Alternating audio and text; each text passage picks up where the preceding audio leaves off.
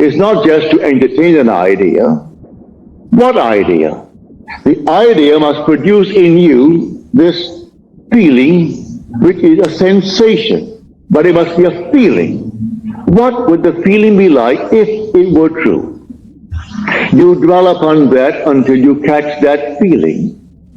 As Churchill said, that the mood determines the fortunes of people, rather than the fortunes, the mood. The mood precedes the fortune. So what would you want in this world? Or contemplating?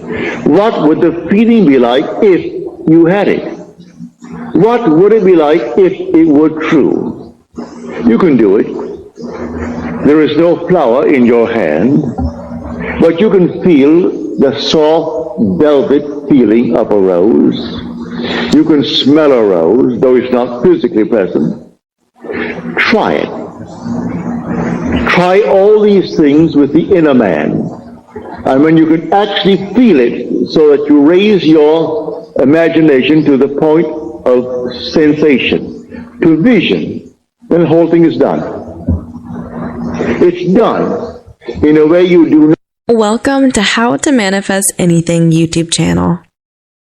If you enjoyed this video, like, share, and subscribe. Not know it's going to happen. So tonight you want a bigger job, you want more money in this world, you want, and you name it. Well, then it may be a thief who is going to aid you in the getting, without knowing he's doing it. Don't judge him, don't condemn him, just simply you go forward knowing that I have ways and means that the physical man knows not of. My ways, the inner man's ways, are past finding out. And you simply go forward in the assumption that you have already achieved what now is only a wish as far as the world is concerned. But you enter into the wish as though the wish is already fulfilled. So tonight is a practical night. Do you know this night what you want? Really what you want? Do what I did when I was locked out completely from marrying the girl I wanted to marry. I simply assumed that she slept there, I slept here, and I went sound asleep, and in 1 week my wife did an act which certainly I must forgive. In the eyes of the world, she is condemned for taking what she did not pay for. And yet because of that act, I got my freedom. Then who is the culprit? Am I not? If there is any culprit, I am. If there is any culprit in this world, it is God. There is nothing but God. God is doing all in this world. He created everything in this world. And so if in me, he is the second man, and the second man is my imagination, and that is God. For man is all imagination, and God is man, and exists in us, and we in him.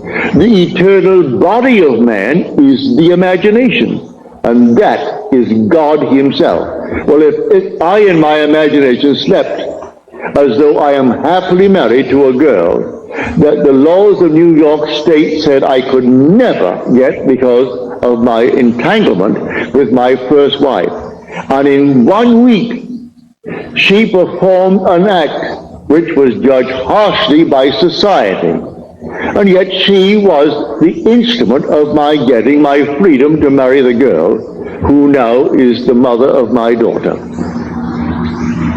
So how can I blame her who performed that act? She was in a state, and who did it? I did it.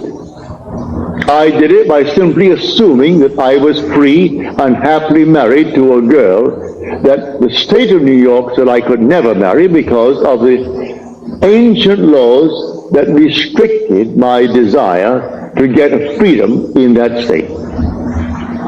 So you forgive everyone in this world. They're all playing their parts. So in my own case, I have seen thieves. I have seen all kinds of people play their part. They were instruments in the fulfillment of my desire. So how can I ever condemn all? So tonight you just simply boldly declare that you are the man. You are the woman that you want to be. And walk in that assumption as though it were true. And then let all these sleeping states play their part. May I tell you, in spite of what they appear to be, they are sound to sleep. For God plays all the parts in the world. There is nothing but God. And say, I am, that's God. That is the Lord Jesus within you. That is your immortal being that cannot die. He cannot die. That is your eternal self when you say, I am. Imagination is not some vague essence. It is a body, a reality, an infinite body that is so perfect when it's awakened, that in its presence everything is made perfect. But while it is awakened, it exercises that power and draws into its world everyone that can play the part for its fulfillment of its dream. So here, I hope you heard it clearly. I hope I made it as clear as I can, because tonight should be a very practical night. That you will go out knowing who you are. You are a dual being.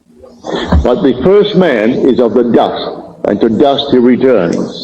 That is the man of earth. The second man is the Lord from heaven, and he cannot die. That's your own wonderful human imagination. It cannot die. But it sleeps. It sleeps embodied in this tomb. And one day it will awaken. As I've told you in the past, the symbolism of Scripture will surround you. It's perfect. It is true. Everything told you in Scripture as to his birth, you are going to experience. And then your imagination awakens. And you trust no one but it. Only this being within you do you really worship.